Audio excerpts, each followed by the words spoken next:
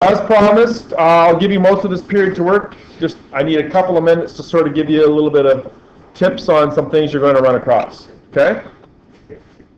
G's of force. Okay? So force can be measured in newtons. Is this something we should write down? Yeah, I would just sit and listen for a moment and then write down what you need to.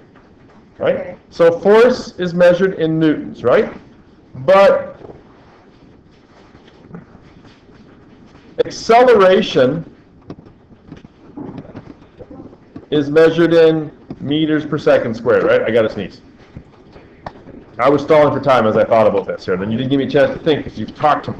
Acceleration is in meters per second squared. Now, G's can also be measured in meters per second squared. Sorry, I shouldn't have put it that way. That's not right. That's not the way I wanted to say it. What I want to say, and that's why I didn't want you to write it down. Acceleration can also be measured in G's. That's the way I was trying to say it. Okay? So acceleration can be measured in meters per second squared, or it can be measured in G's, where 1 G is equal to 9.8 meters per second squared. 2 G's, yes, gravity. 2. Now here's where you use G, Steve. Steve is a unit, right? And I use the air quotes, right? 2 G's would be 19.6 meters per second squared. Okay? Now, you can talk about G forces or G's of force. What that really means is, right, if you're talking about G's of force, then you're talking about 9.8 newtons per kilogram. Okay? It's kind of a little bit confusing. When you see it in a question, you'll go, I get it, right? Basically, how do you convert from G's to newtons? You multiply or divide by 9.8. So if it says 3 G's, then it's 3 times 9.8, right? If it's 19.6 meters per second squared and you need to express it in G's, well then you divide by 9.8. Okay? Does that sort of make sense? And you'll see it in problems come up, kind of. Now one of the issues is, and I'm just going to flip to the next page, one of the issues is when you've got someone sort of swinging, right? If you're swinging back and forth, you're going to have that centripetal force, that G force, right? Sometimes the way the question is worded, you have to add 1 G to accommodate or to allow for, Quinn, this is for your benefit, so you should be listening. You have to allow for regular gravity. I might say, like, if I'm just sitting here in my chair, what G force am I experiencing from my chair? 1 G. If I'm swinging, then there's that centripetal force, right? In addition to the 1 force of regular G. So, okay?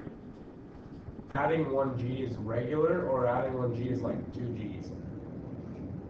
What? You know how you added 1 G there? Yeah.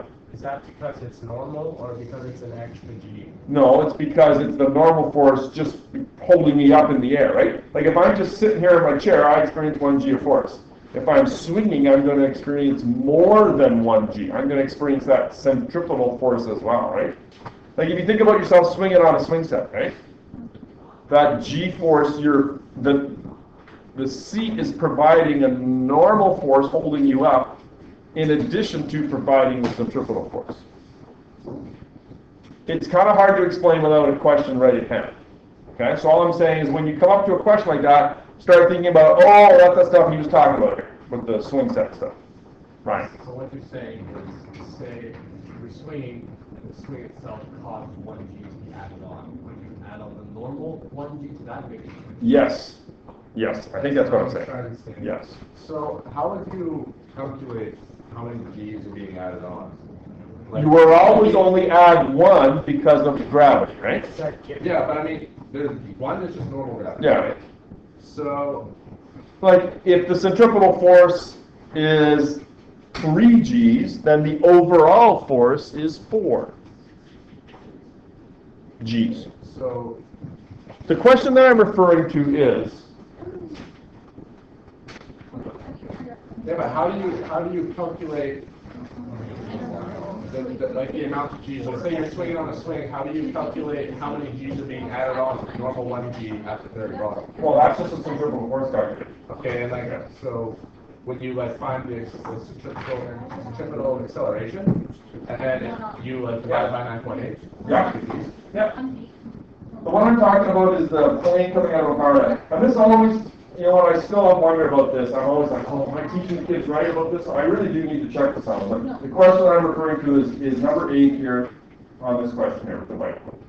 If you want to have a look at it now. And it says 8 G's.